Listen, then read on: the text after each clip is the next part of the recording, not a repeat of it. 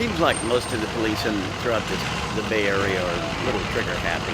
I see tasers as a fantastic sort of alternative to a more violent thing such as guns, and they're definitely more effective than, let's say, pepper spray. Because so much of what happens when tasers are used is when people are having a mental break or on drugs, and that is when it's most dangerous. They like to call it a device. It is actually a weapon.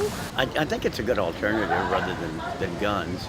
I mean, people can get over being tased, but it's hard to get over a bullet. I think they should use persuasion first and foremost, and only when that doesn't work and they have to use some kind of force should they use tasers instead of the guns.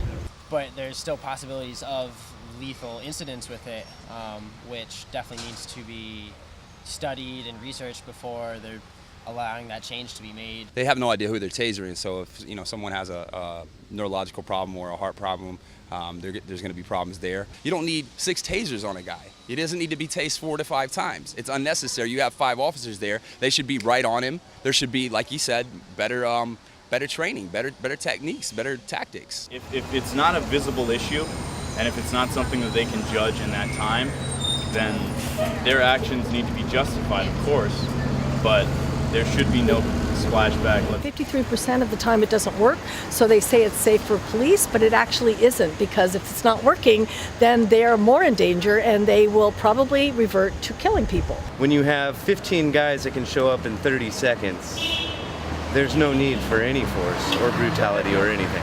I don't think they should have nightsticks. That's all you need. You got 5 guys standing around one person and they're gonna pull out a taser. It's like, no. I'd say that there need to be strict regulations put in place, and especially with the use of lapel cams, we need to make sure that all officers have them always on if they're engaging with people publicly or whatever it is. That way we can ensure that officers are using the correct methodology. So we don't even want to talk about tasers until all of the DOJ recommendations, the Department of Justice recommendations, get in effect and have been practiced for a while.